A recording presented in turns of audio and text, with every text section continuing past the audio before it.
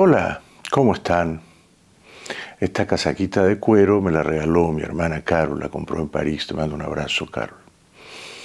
Bueno, Trump, el expresidente Trump, ha sido declarado culpable. Y no culpable de una felonía, sino de 34 felonías. Una felonía, según el diccionario, es una deslealtad, es una traición, es una acción muy fea. Y ahora entonces, ¿qué pasará? ¿Irá Trump a la cárcel? Les voy a contar lo que yo creo que va a pasar. Pero les advierto de que yo me equivoqué. Yo pensé que el jurado no iba a dar un veredicto unánime de culpabilidad. ¿Por qué? Porque el jurado eran 12 personas, residentes todas ellas en Nueva York, elegidas al azar. Si el jurado encontraba culpable a Trump, como en efecto ocurrió, tenía que dar un veredicto unánime. Yo les había contado esto semanas atrás. O sea, bastaba con que uno de los 12 dijera, no, a mí no me han convencido, yo no creo que Trump sea culpable, para que el veredicto, por tanto, no fuese unánime y para que, por tanto, Trump no fuese condenado. Entonces, yo pensaba, bueno, de los 12 del jurado, se habrá colado por ahí, se habrá filtrado mínimo uno y quizá dos partidarios de Trump, o incluso no partidarios, sino fanáticos de Trump. Y si en el jurado me parecía una probabilidad estadística razonable, ¿no? Si de los 12 ha entrado uno o han entrado dos que ven con simpatía a Trump, entonces el jurado no va a encontrar un veredicto unánime y entonces el jurado no lo va a condenar. Como digo, la condena tenía que ser unánime, 12 culpables de 12 jurados. Y así fue. Yo pensé que iba a ser un jurado dividido, un jurado en desacuerdo sin solución. Si hubiera sido así, un jurado dividido, vamos a suponer, 11 miembros del jurado creen que Trump es culpable, pero uno cree que no, entonces Trump no habría sido condenado como felón. Me equivoqué. Todos en el jurado creyeron que Trump es culpable. Todos entonces, después de deliberar 2 días, dijeron en el veredicto unánime, Trump es culpable. ¿Es culpable? Yo creo que sí, por supuesto que es culpable. El jurado no le creyó al abogado de Trump o no les creyó a los abogados de Trump. El jurado creyó principalmente a la actriz porno y al ex abogado de Trump. Así las cosas, el juez, un señor de origen colombiano, de nombre Juan Manuel Merchán, si es colombiano y es juez en este país debe de ser muy inteligente, tendrá que aplicarle ahora a Trump la pena, el castigo. Eso ya no lo decide el jurado, eso lo va a decidir el juez. ¿Okay? Y el juez ha anunciado que él va a dictar sentencia el 11 de julio, que cae un jueves. No el 11 de junio, no, sino el 11 de julio. O sea, se va a tomar más o menos 8 semanas antes de decir, esta es mi sentencia. Muy bien. Habrá entonces que esperar pacientemente, ¿no? Ya Trump ha sido condenado unánimemente por el jurado. Ahora el juez, el 11 de julio, anunciará al mundo qué castigo o qué pena le impone, le aplica al señor Trump. ¿Cuáles son las alternativas que tiene el juez o los escenarios más probables? Según todo lo que he leído, y he leído bastante, he leído todo lo del New York Times, el Washington Post, el Wall Street Journal, y entonces ellos explican más o menos cuáles son las opciones que tiene el juez para aplicarle una pena al señor Trump. Son básicamente 3 opciones, ¿no? 3. La más leve o la más blanda sería imponerle una multa. Bueno, esa es una. No va a la cárcel, paga una multa. Los expertos creen que eso no va a ocurrir. La intermedia, que es la más probable, es que el juez decrete que Trump no va a la cárcel, pero le impone algo que se conoce como probation, que es una libertad condicional o incluso un arresto domiciliario. Si es libertad condicional, Trump tiene que ir todas las semanas a firmar un cuadernito, se compromete a no salir del país, ¿no?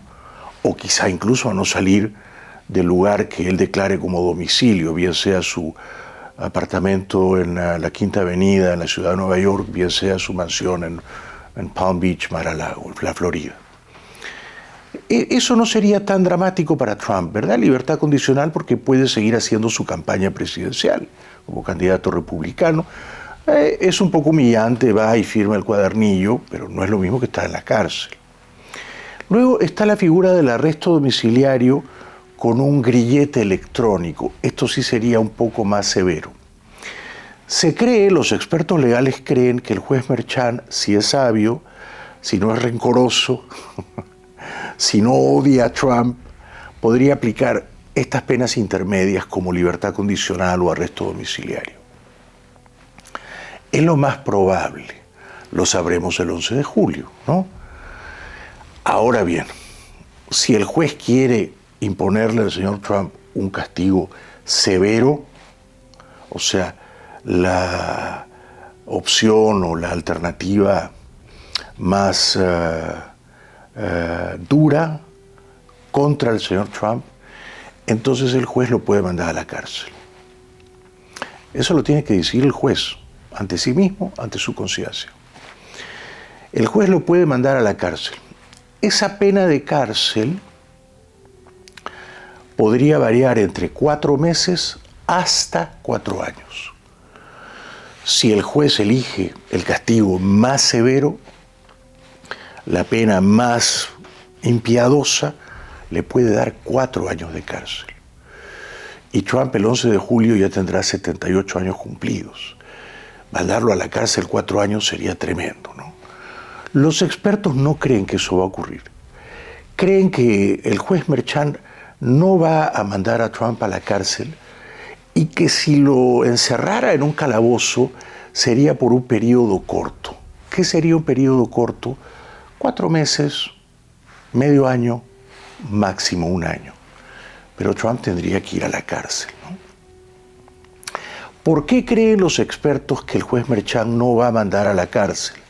A pesar de que Trump ha insultado al juez las 5 semanas que duró el juicio, todos los días al llegar a la corte y al salir de ella, decía: este juez es corrupto, este juez es corrupto, este juez es corrupto. O sea, Trump se ha ganado, si acaso, ¿no?, el resentimiento del juez o el rencor o el odio. Se lo ha ganado, porque ha insultado al juez de una manera verdaderamente descomedida y abusiva, ¿no? Entonces, el juez bien podría guardar un humano rencor contra Trump, ¿no? Y el juez podría decir el 11 de julio a la hora de dictar sentencia: este señor no ha mostrado ningún respeto por mi tribunal ni por el jurado, no se ha cansado de insultarme, le voy a dar una lección, le voy a dar 6 meses de cárcel. ¿Puede hacerlo? Puede hacerlo. ¿Lo hará? Es improbable. Los expertos legales creen que si el juez es sabio, no puede ignorar que Trump es el candidato presidencial republicano, va primero en las encuestas con una ventaja sobre Biden y por tanto es el favorito para ganar las presidenciales el martes 5 de noviembre. Entonces él tiene que tener, el juez Merchan, todo esto en la cabeza, ¿no?, a la hora de dictar sentencia. Y él tiene que comprender que si le da 1 año de cárcel a Trump, esto provocaría un trastorno mayúsculo en este país, en la campaña presidencial y entre los fanáticos de Trump, muchos de los cuales no son precisamente pacíficos y bien portados, ¿no? Ahora bien, vamos a suponer que el juez no le impone ni la multa, ni la libertad condicional, ni el arresto domiciliario con grillete electrónico, que el juez le impone una pena de cárcel de 1 año. Yo creo que eso puede ocurrir, ¿eh? Puede ocurrir. No es lo más probable, pero bien puede ocurrir. En ese caso, Trump entra en la cárcel ese mismo día, el 11 de julio, o al día siguiente. No. ¿Qué ocurriría? Sin duda ninguna, esto no lo digo yo, lo dicen los expertos, los abogados de Trump apelarían la decisión del juez. El juez dicta sentencia, 1 año de cárcel. De inmediato los abogados de Trump apelan, pero la apelación no va donde el juez que lo ha condenado, no, va a otra instancia, a otro tribunal, y toma un tiempo. Mientras la apelación está en curso, Trump no va a la cárcel. Bien, si en esa primera instancia la apelación de Trump es desestimada, puede apelar a una segunda instancia, y de nuevo, mientras se examina o evalúa su apelación, Trump no va a la cárcel. Y si en esa segunda instancia la apelación de Trump también es rechazada, Trump puede incluso apelar ante la Corte Suprema.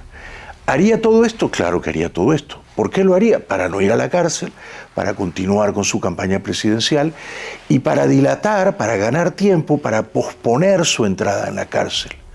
Porque en ese caso Trump tendría que apelar una vez y dos veces y hasta tres veces entre el 11 de julio y el 5 de noviembre, día de las presidenciales. Por lo tanto, es altamente improbable, casi me atrevería a decir imposible, que Trump entre en la cárcel, si el juez así lo dispone el 11 de julio, antes de las presidenciales, porque las apelaciones le van a permitir, en ese escenario, continuar en libertad a la espera de ganar las presidenciales del 5 de noviembre.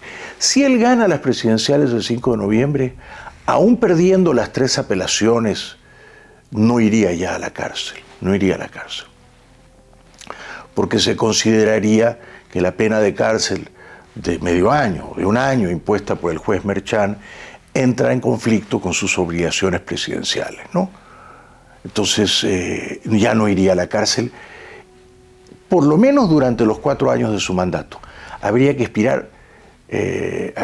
esperar a que expirase ese mandato de 4 años para recién, siendo Trump expresidente y teniendo 82 años, meterlo en la cárcel, como quería el juez Merchan.